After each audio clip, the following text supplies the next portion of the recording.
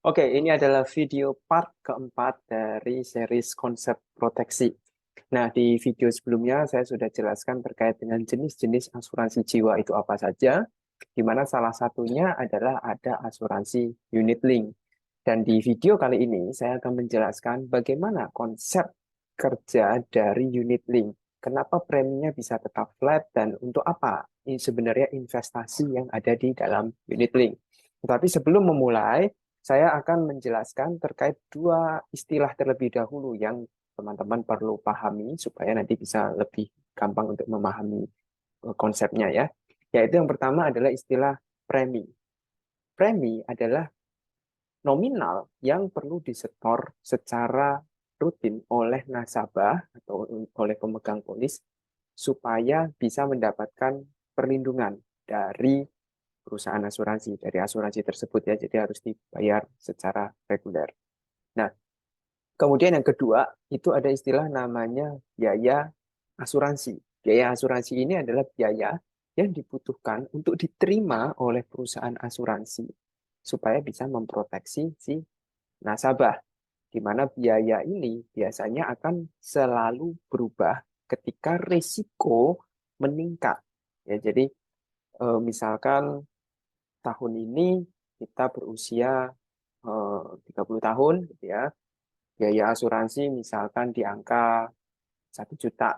Nanti di tahun depan, ketika usia bertambah, biaya asuransi bisa jadi akan naik. Dia menjadi 1,050,000 misalkan, gitu ya, dikarenakan risiko meningkat. Ya, risiko ini yang akan menentukan seberapa besar biaya asuransi yang akan dikeluarkan oleh yang dibutuhkan untuk diterima perusahaan. Selain juga dari itu adalah benefitnya gitu ya. Semakin besar benefit yang ingin didapatkan oleh nasabah atau besarnya pertanggungan itu semakin besar, maka biaya asuransinya pun juga akan meningkat. Nah, apa bedanya dengan premi kalau gitu ya? Jadi biasanya biaya asuransi ini ada terkandung di dalam premi. Jadi komponen dari premi itu tidak hanya biaya asuransi saja, tetapi biasanya itu hanya bagian. Selain itu nanti masih ada biaya-biaya lain. Ya, contohnya seperti biaya akuisisi atau mungkin biaya administrasi dan juga misalkan kalau di unit link ada investasi itu sendiri, gitu ya.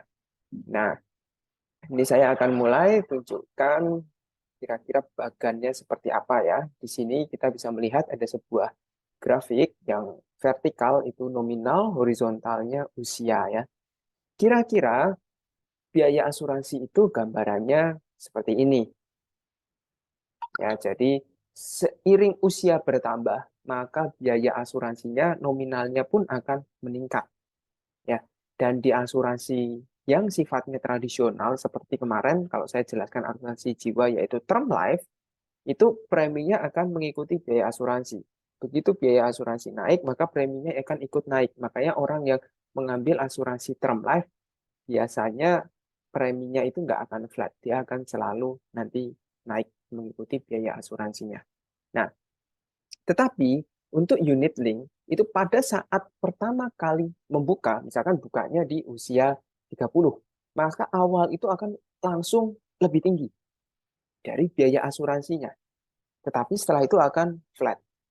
Ya, jadi kalau misalkan bukanya di usia 17 tahun, ya, berarti dia akan lebih tinggi dari biaya asuransi di 17 tahun. Ya, lebih tingginya dikasih gap yang lumayan jauh gitu ya. Kalau bukanya di 30, ya mungkin dia akan lebih tinggi dari yang usia 30. Ya, gitu. Jadi tergantung pada usia berapa dia membuka dan dilihat biaya asuransinya berapa, nanti akan diberikan selisih atau tambahan untuk preminya. Nah, buat apa premi ini kok dilebihkan? Karena di unit link itu terdapat banyak biaya-biaya. Contohnya ada biaya akuisisi, biaya administrasi, atau biaya pengelolaan investasinya juga gitu. Karena di sini kan ada investasinya ya. Unit link itu asuransi jiwa plus investasi.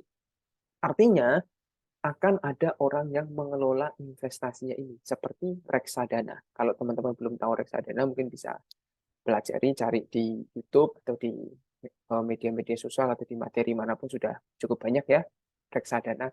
Yang jelas itu akan ada orang yang membantu mengelola uangnya kita. Disebut dengan manajer investasi ya. Nah, kita akan membayar biaya ke manajer investasi ini. Makanya ada biaya lagi ya, biaya pengelolaan investasi. Nah, kalau setelah dipotong semua biaya tersebut, masih ada sisanya, maksudnya masih ada sisa premi gitu ya, yang belum teralokasi untuk membayar apapun, maka akan menjadi sebuah surplus. Nah, surplus ini akan diinvestasikan. Jadi nanti akan ada nilai yang diinvestasikan dari surplusnya ini. Nah, tetapi kalau kita lihat biaya asuransi itu lama-lama kan selalu naik ya, sehingga lama-lama yang diinvestasi ini tuh lama-lama makin kecil, makin kecil, makin kecil yang dialokasikan untuk investasi. Tetapi karena jangka waktunya lumayan panjang, hasil investasinya akan udah cukup besar dulu, gitu ya. Tetapi pada saat biaya asuransi sudah lebih tinggi dari premi, nah pada saat ini sebenarnya nasabah itu nggak cukup kalau cuma bayar premi aja. Karena kembali lagi ke definisinya, biaya asuransi adalah biaya yang butuh diterima oleh perusahaan asuransi untuk bisa membayar, untuk bisa menanggung si nasabah. Artinya, kalau nasabah cuma bayar premi aja yang nilainya lebih kecil dari biaya asuransi, maka perusahaan kurang menerima nilainya. Ya, yang harus diterima itu sebenarnya kan sebesar biaya asuransinya. Artinya ada kekurangan nih. Nah, di sini disebut namanya ada bagian defisit ya. Nah, ketika terjadi defisit, ini nasabah nggak cukup cuma bayar premi. Nah, gimana caranya supaya preminya itu tuh nggak naik nih gitu ya. Harusnya kan kalau kayak tradisional naik gitu ya biar bisa nutupin biaya asuransi. Nah, ini kenapa unit link bisa flat? Nah, jawabannya adalah karena pada masa surplus sebelumnya di situ sudah ada nilai investasi yang terbentuk. Nah, nilai investasi ini akan dipakai untuk menutupi selisih biaya asuransi yang sudah terbentuk. Ya, jadi nanti investasinya itu akan digerus sedikit demi sedikit untuk mengcover biaya asuransi yang berlebih. Sehingga si nasabah cukup membayar premi yang sama. Gitu ya. Jadi inilah keunggulan dari unit link di mana tujuan dari investasinya sebenarnya bukan untuk menambah kekayaan kita, tetapi supaya di kemudian hari saat udah usia lanjut preminya kita itu nggak naik gitu ya, tetap flat karena sudah dibantu berinvestasi di awal untuk nanti membayar selisih biaya asuransinya. Tetapi kalau kita lihat di sini, biaya asuransi kan naik terus, ya.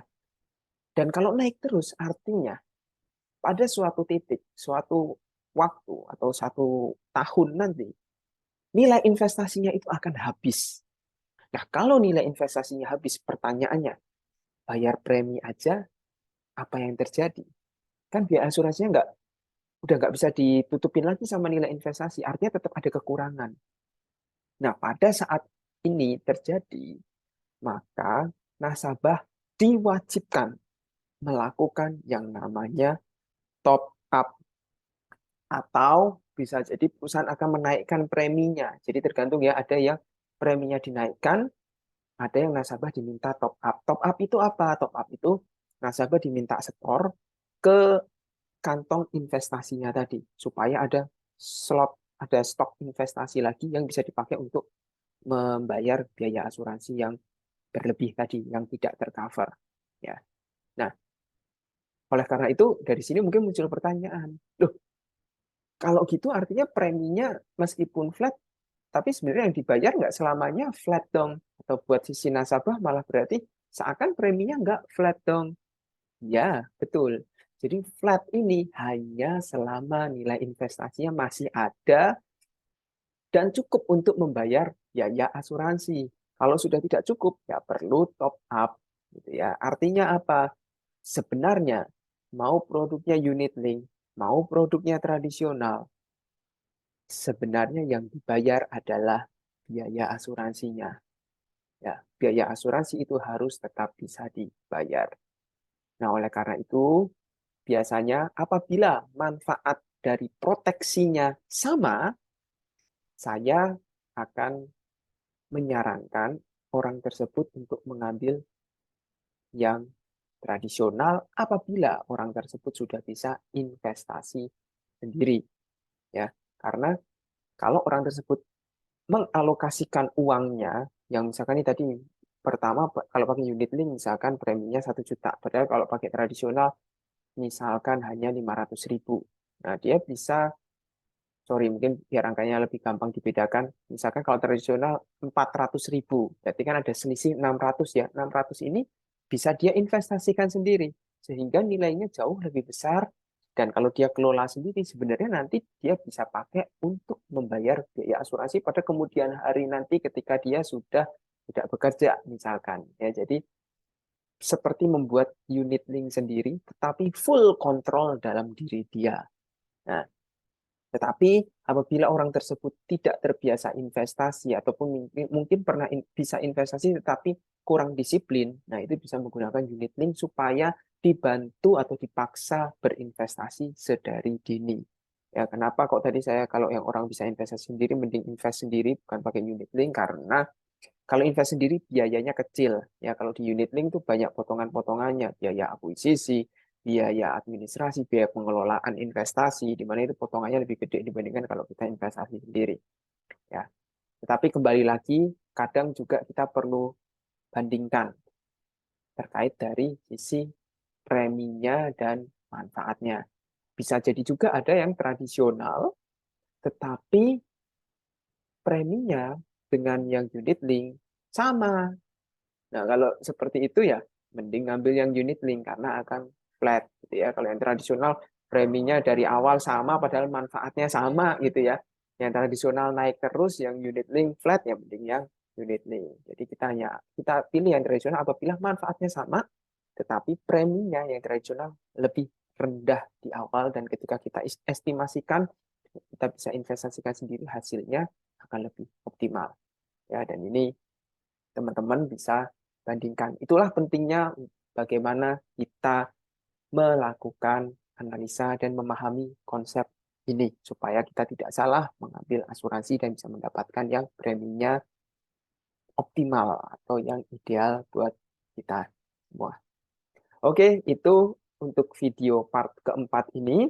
Nanti kita akan lanjut ke part 5 untuk saya menjelaskan terkait dengan hal-hal yang berkaitan dengan biaya asuransi. Kenapa biaya asuransi itu bisa naik, gitu ya. Jadi sebenarnya tadi nggak hanya faktor usia saja, ada faktor-faktor lain. Nanti saya jelaskan di part kelima.